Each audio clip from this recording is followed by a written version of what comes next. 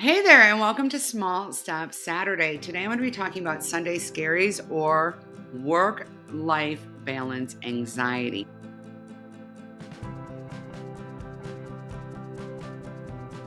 This is a phenomenon in which you find yourself very distracted by the week ahead on Sundays, potentially even dealing with high anxiety or lack of motivation or irritability, that it is impactful to your Sundays. You struggle to relax, you struggle to have the time to connect with your family because you are stressed about the week ahead. This is a very, very common problem for working moms, for people with high stress jobs, for entrepreneurs, and for people who work from home.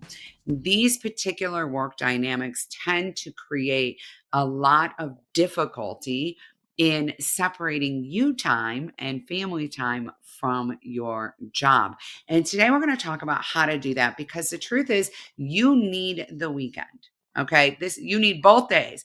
You need your days off to actually be days off. Rest is absolutely essential to your productivity and your creativity. It helps create clarity as you go through your week. In addition to that, it's very important that you are present in the moment that you are in. We have only so many moments in our lives, and we want to make sure that we are enjoying them as best we possibly can. So, how can you set yourself up for success so you can relax and unwind on Sunday? I'm going to share my best tips with you today, and I'm going to definitely go over in a little bit of detail how I particularly set up my schedule so that you can do the same and have that peace you want on Sundays. So, one, on Sundays, I like to prep for the next week. I find that it's really, really helpful for me to feel like I'm actively doing something to set myself up for success in the next week. So, one of the things I love to do on Sundays is to do my breakfast prep. Now, for those of you who've watched my meal planning video, you know that I keep a meal plan that I pretty much stick to regularly, and that meal plan includes a go-to breakfast. I like to prep it on the weekend because that way, as I go into the week, it's nice and easy for me to make my breakfast. I am a night owl. And I know that eating early in the day creates a lot of decision fatigue for me. So if it's ready to go, that is all the better. So I like to make roasted vegetables and I just fry up a couple eggs and throw them on top. This gives me a good nutrient boost for my day. But it is a little bit labor intensive. I have to cut up all those vegetables, right? I've gotten pretty quick at it, but it does take some time. So I like to do that on Sunday. Oftentimes, I will even do that Sunday night after everyone's in bed. I turn on some Real Housewives and I unwind and prep for the week. Just knowing that I have it in my schedule for Sunday to do my meal prep for breakfast makes me feel so much better because I know I'm setting myself up for success. Two, I know that a lot of us like to skip exercise on Sundays. I find that that's not the best idea for me.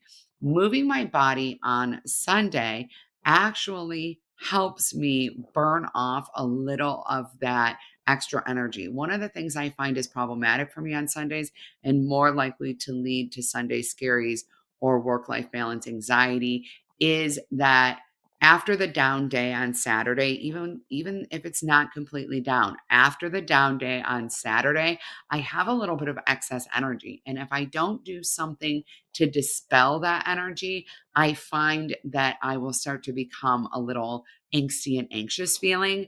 I'm not a person who is just to clarify this, I'm not a person who is a busyness person. I have a lot of friends who are just they like to move. They like to be constantly going places and doing things and that kind of thing. And I'm not that person. So if I'm not really intentional about kind of opening that pressure valve, I'll find that that pent up energy that I'll have on Sundays is actually problematic. In addition, because my work is very, very mental, it is very cerebral in nature. I also find that I will have a lot of mental energy pent up on Sundays. For that reason, it's really helpful for me to do brain games, like activities that are very engaging to my brain.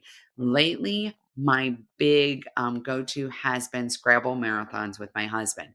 I know it sounds horribly boring for some of you, I'm sure, but I am at this point in my life an empty nester. I really enjoy having that time with him. And I also really like the brain exercise. In addition, brain exercise tends to be incredibly, incredibly distracting. And that means that I'm not thinking about work or what I need to do for work because I'm so engaged in this activity mentally that there's not a lot of space for that. What a lot of people do on Sundays to distract themselves is zone into social media. I very much do not recommend that because social media is actually a huge source of anxiety. You may not be noticing it, but it is. The natural tendency for your brain to process social media as an expansion of your to do list, right? Um, is really problematic, especially on Sunday. So you're scrolling through social media and people are doing all these activities and they're doing household projects and they're cleaning out their cabinet, they're doing spring cleaning, they're and you start to feel like I'm not doing enough. And that will greatly contribute to Sunday scaries and work life balance anxiety. I would nix social media. I actually greatly reduce the amount of social media I engage in on Sundays. Many of you who follow me on social have probably actually noticed that I'm not as present on Sundays. Doesn't mean that I'm not there at all, but I very much reduce how much time I spend there. A lot of times when you see me on social media, I'm just going to give you a behind the scenes little nugget here. When you see me on social media on Sundays, a lot of times it's because my husband is taking forever to play his word for real. We don't use a timer when we play Scrabble, and I'm getting a little bored waiting for him. So I sometimes will poke over to social when that's going on. But the biggest tip, the biggest and best tip I have for Sunday scaries and work life balance anxiety in general is keeping a really good schedule. A really good schedule. And so, what I like to do is I carry around a notebook or my phone. I keep notes in it throughout the weekend. And I basically do this all the time, even on weekdays. I write down little things as they come to my mind rather than trying to hold that thought or trying to remember it. I just write them down as they come to mind. Um, this helps keep me from having that phenomenon of I don't want to forget that, I can't forget that. It's easier now with tech. A lot of times I'll jot things into my phone because I always have my phone with me, and I don't always necessarily have a notebook with me. I only keep notes in my phone or in a designated notebook. That way, I'm not looking in 15 places. I used to write them down everywhere, and then I'd be like, I put it somewhere where I wouldn't forget. And I always forgot where I put it. So I keep notes going through the week about various little things that I might need to do or great ideas I have for a project, or if I have a really good idea for a YouTube video. By the way, this particular video was a note like this. If I have a great idea for a YouTube video, that kind of thing. And that way I can make sure that I get those things transferred into my running to do list and my planner. When I create my planner layout for the week, I try to be very, very mindful about time tracking awareness, about my own personal rhythm. For example, I don't do creative things really well in the morning, so I try to schedule those things later in the day. Setting myself up for success with my planner is a huge factor in feeling really confident when I'm going into a week and really reducing work life balance anxiety. I schedule everything. I schedule everything related to my home life and I schedule everything related to my work life. And so that means that every single day I start my day by reviewing my planner so I know exactly what I have in the day ahead. And when I stop working at the end of the day, I again review my planner going back into my workday, move anything that maybe didn't get done, or that if I need a note on something, I'll move it forward. And then I look at my evening And that way I know what's going on in my evening plan. I keep my meal plan in my planner to make that a lot more simple. And at the end of my day, I do a brain dump, which I will also be sharing with you. I do a brain dump, and I indicate anything that needs to go into my planner and I move it into my planner. In this way, I know that I have everything in one place. This drastically reduces all work life balance, anxiety, and it eliminates the Sunday scaries. I do this on Friday before I go to bed. A lot of times on Saturdays, I have a pretty clear day. I'll look at my planner just to see if there's anything there. Usually there's not. Usually I kind of play that by ear. I will just do a quick check in on Sunday as well. And on Sunday evening, because I am a night owl, I will make sure that I collect any notes from the weekend or anything that has come up. I make sure that everything is set for the week. I review my week and I am good to go. If I start having a little bit of anxiety about the week ahead in the middle of the day on Sunday, or maybe I wake up on Sunday and I'm like, oh my gosh, this is going to be such a big week, I will actually review my planner then. Reviewing my planner reassures me that I have everything I need to go into the next week and just absolutely kill it. Okay. And in that way, I don't have to stress about the week. Now, if you're more of a morning person and you wake up raring to go with a million thoughts in your mind, it might be better for you to actually review your planner for the week ahead first thing Sunday morning. Get it cleared off your plate, and then you can go through your day and enjoy the rest of your day. However, for a lot of people, they find that just knowing it's going to be fine. I'm going to look at my planner tonight. I'll be all ready. I'll be all ready for my week. And tomorrow morning, I'm going to look at it again and I'm going to know exactly what I need to do. Just is so reassuring. I have to tell you this, it is so reassuring. In addition, I'm just going to share this little pro tip nugget with all of you, because I know that you heard me say I move things in my planner. I am human. Sometimes I overschedule myself. Sometimes I underestimate how long a project will take. Sometimes a family emergency comes up in the middle of my day and causes a shift in my day that I wasn't necessarily expecting. I'm human.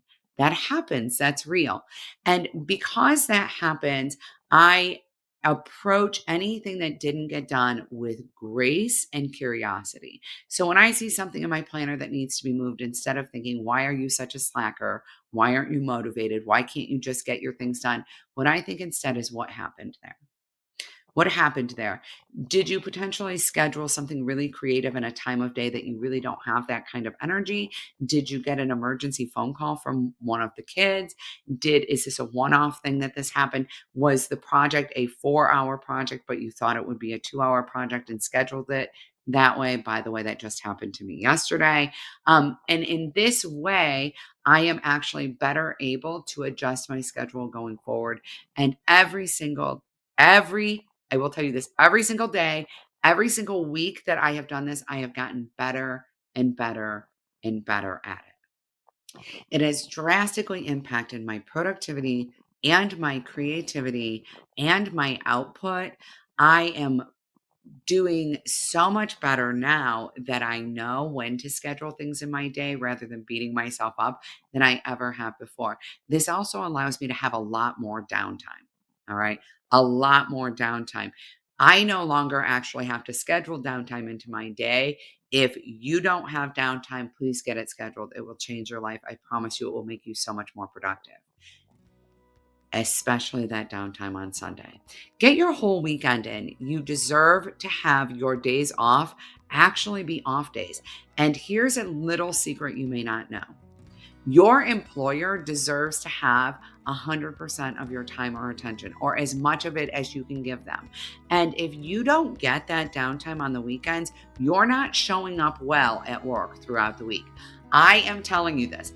Getting that downtime on the weekends allows you to show up well for work when you are at work. Getting that time in with your family allows you to show up well for work. And your employer wants that more. And if they don't, it might be time to be looking for a new job. All right. I want everyone who works at Upcycled Adulting to be taking the time off.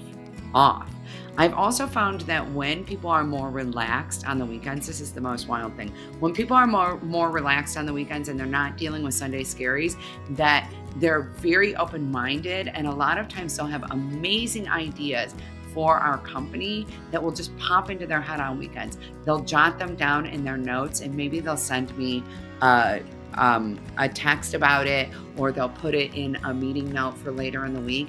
And it's so exciting to me when someone who works at Yaw says, "Oh my gosh, I was at the park with my kids on Sunday and I had the best idea. And I wrote it down in my notebook." And, I'm always like, "But you still have fun with the kids at the park, right?" So remember that really, I know that you may feel guilty initially taking this time, but you are doing everyone a favor. You're showing up better for your family. You're showing up better for your employer. You're showing up better for yourself, and you're showing up better in your life as a whole. And that matters, y'all. That matters. If you'd like to learn more about how to create an optimal schedule, how to share the load, how to get more free time in your day, please check out my course collections about time management. I dig really deep into this topic, help you find more time in your day, and help alleviate a lot of the stress. I even have specific content around how to get your family on board, helping out more without you having to nag or remind them. So go check that out. Remember to subscribe to this channel. I am always creating content dedicated to helping you live your best, most intentional life so that you can feel great every single day. I promise you it is possible. You are amazing and you absolutely deserve it. Bye, everyone.